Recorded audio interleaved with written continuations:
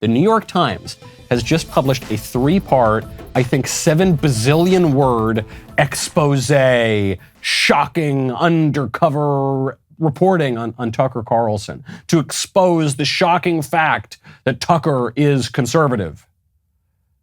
So when the libs come out and they say, we've got a disinformation board, we're not going to stop conservative speech, we just want to stop disinformation. The problem is they define disinformation and misinformation as conservative speech. So I'll give you an example. The New York Times is giving up the whole game here. The New York Times says they've identified 5 areas of disinformation, misinformation, where Tucker Carlson is spreading dangerous fake news. Okay, what are the 5 claims that Tucker has allegedly made that are such shocking disinformation, misinformation that the libs want to censor? Number 1, I've got it right here. This is right from the New York Times. That there accusations that there is a ruling class intent on controlling the lives of normal people and censoring anyone who stands in its way. They're saying that's misinformation. The observation that there is a group of people who have political power who are trying to censor us, which they just told us there is. If we repeat back to them what they just told to us, that's dangerous misinformation. That's the first thing Tucker said. Second one, replacement through immigration. Assertions that there is an intentional effort to replace native-born Americans with immigrants, that immigration takes away the resources and power of native-born Americans. Is that controversial? Is that even up for question now? The liberals brag about that. There was a famous piece, infamous piece in the New York Times, written by Michelle Goldberg, saying we can replace them. The New York Times and other liberal outlets have been bragging for years about the demographic problem for Republicans, because Republicans do much better among native-born Americans, and they do a whole lot worse among immigrants. And so as the immigrant portion of the population explodes, because we're taking in 1 million legal immigrants per year and 2 million illegal immigrants per year, probably more actually this year, that the consequence of this is going to be bad news for Republicans and it's a demographic demise for them. They've been bragging about this for years. Even though the majority of Americans, not just of Republicans, but a ton of Democrats too, want drastically less immigration, legal and illegal, the ruling class keeps pushing it because it benefits them politically. The big corporations get cheap labor, the Democrats get easy votes, and that's that. That's a shocking, dangerous conspiracy theory? No, that's their published, self-professed strategy. Shifting gender roles. Argument. This is the third horrible, dangerous idea that Tucker has allegedly talked about. Arguments that feminism and challenges to gender norms have diminished masculinity, contributed to falling birth rates, and led to the demise of traditional family structures. They redefined the family. They redefined marriage, and now they're chopping off kids' genitals. I don't think that's a conspiracy theory. You now have Democrats from the lowest level all the way up to the White House crying. Jen Psaki was crying on camera because the Republicans might not let all of these perverts pump little kids full of cross-sex hormones and sterilize them. She was literally shedding real tears over that. Shocking, dangerous misinformation. Discrimination against white people. Instances in which Mr. Carlson speaks of racism against white people and plays down racism against people of color. There is only one race of people that sort of 1.5 races of people that you are allowed to legally discriminate against in America. It is white people primarily, and for whatever reason, sometimes Asians get lumped into this, specifically when it comes to college admissions. Asians get white privilege when it comes to college admissions. But the only group that it is not only legal but socially acceptable to discriminate against is white people. It's called affirmative action. That's the policy. The policy is treat white people more harshly than other people. Whatever you think, you can defend the policy, you can oppose the policy, but that is the policy. That's all that it is. And furthermore, if you go on television right now and you say, black people are terrible, I hate black people, or Mexican people are terrible, or Asian people are terrible, you will be ostracized from society. But if you go on television and say, white people are really bad, they're evil, they need to apologize for their skin color, you'll get a show on CNN or MSNBC.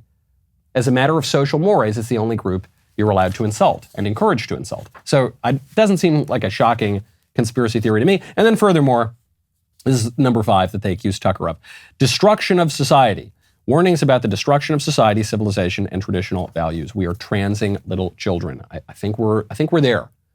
I think we're about wherever Sodom and Gomorrah were. I think we're turning that up to 11 now. Okay, if that was 10, I think we're turning it up to 11. The intrepid reporter for the New York Times, Karen Urish, just went on MSNBC to give her report about watching Tucker Carlson's TV show a few times. She says it's way more dangerous than she expected. Karen, I want to ask you what it was like for you to watch all these hours of Tucker Carlson's show. It was revealing in a way that I can't even describe. I mean, I had no idea. I had not watched the show before this project. And once I did, I realized that what we wanted to do would be to create an immersive experience so that the people who read the New York Times, who most likely don't watch the show on a regular basis, could feel what it's like. Because I think it's easy to dismiss what he's saying as, just another cable TV news host. But he's way more powerful, and the content is way more dangerous than I think what anybody realizes unless you're watching the show on a daily basis. Way more dangerous. This is an important word. What do they mean by dangerous? Do they mean it's going to threaten people's physical safety? Probably not. The Democrats are not generally so worried about that. They just leaked, for instance, this court opinion, the purpose of which was to threaten the physical safety of the conservatives on the Supreme Court. We just spent 2 years of mostly peaceful riots where the libs not only rioted, but encouraged the riots. We're not just talking about street thugs that were going out throwing Molotov cocktails. We're talking about Democrats in the highest echelons of power supporting, with their own money and with their own voices, the rioting. Maxine Waters saying, this was even years ago, this was at the beginning of the Trump administration, get up in their faces, go find Republicans when they're out in public, go to their homes where their children sleep and yell and push back on them and say you're not wanted here, encouraging them. Elected Democrats. You had plenty of Democrats going in and supporting the BLM rights. Kamala Harris, who's now the vice president of the United States, allegedly. Kamala Harris comes out and tweets out a fund to go bail out the rioters, not to bail out the mostly peaceful protesters. The mostly peaceful protesters didn't get arrested. To go bail out rioters. Staffers for Joe Biden did the same thing. So I don't think it's that. Why are they freaking out now? They're freaking out now because they might not be able to kill babies wherever they want in America. So it's not that kind of danger. We're not talking about real physical danger. We're talking about danger to the political order. So why are they going after Tucker? Why aren't they going after other conservative hosts on television? Because Tucker is a little bit different. Okay? The liberals are fine to tolerate the old order of conservatives using a very small array of talking points to kind of seem like they're pushing back on the liberals, but not actually threatening their power. They're fine with that. The liberals are happy to have court jester conservatives. They actually need the court jester conservatives. They need the squishes. They even need the people who put up a good show, but then when push comes to shove, when the battle is really getting intense, kind of back down a little bit. They like that because if they have court jester conservatives, it legitimizes the liberals' power. But they don't like it when the conservatives actually threaten what they're doing. This is something that Tucker does really well on TV. This is something in the world of podcasts that I really try to focus on in this show. This show is not simply owning the libs. I like owning the libs. I drink out of my leftist tears tumbler. My first book was a blank book called Reasons to Vote for Democrats. I am not above owning the libs. I think it's very fun. But we've got to do more than just own the libs. And frankly, if we want to own the libs, actually own the libs, and actually get some political power back, we can't just use the same old Republican talking points. We've got to think a little bit differently, maybe about trade, maybe about immigration, maybe about the way we use language, maybe about the way we wield political power. We've got to think a little bit differently. We need some tough love for our side. My book with words, Speechless, is in many ways tougher on conservatives than it is on liberals, because I think conservatives have been playing into the left's hands, and we got to change that. We've got to go in and change our tactics. That's the same kind of thing. What I'm saying on podcasting, it's the same kind of thing Tucker's saying on TV, and he's saying it to about 4 million people a night, which is why the libs are so upset. That's why they're going after. That's what the danger is. It's the danger to their political hegemony that Tucker is really threatening. They go after us too. I mean, the Media Matters has tried to get me canceled for years now. But it's something that Tucker's doing. Tucker right now just has the spotlight on him. He's the biggest guy on cable news. So they attack him.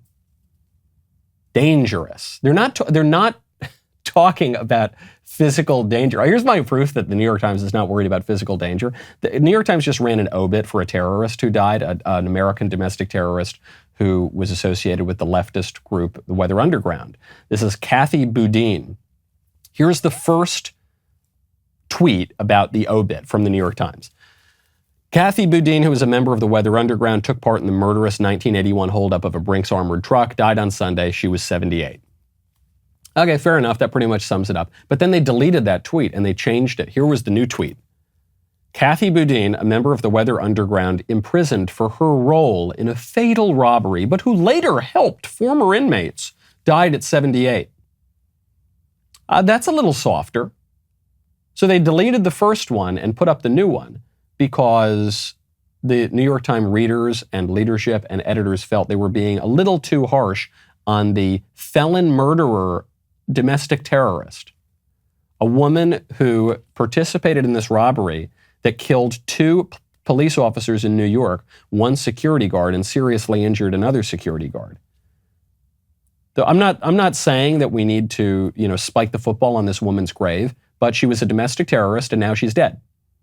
Okay, a lot of people die. A lot of people get obituaries. I think the New York Times got it right the first time, but it was too harsh. The left has too much of a soft spot for domestic terrorists, especially the Weather Underground. They've been feting the Weather Underground for decades now, including this woman. This woman, after she got out of the can, for some reason she was permitted out of prison. I don't know why. If you kill multiple people and you're convicted of felony murder, I think you should, at the very least, stay in prison for life. But they let her out, and she became a professor at Columbia University, and she became, I kid you not, the co-director and co-founder of the Columbia Center for Justice. A radical leftist terrorist who actually acted on her radicalism and killed people became the director of the Center for Justice. Libs fine with that. Soft on that.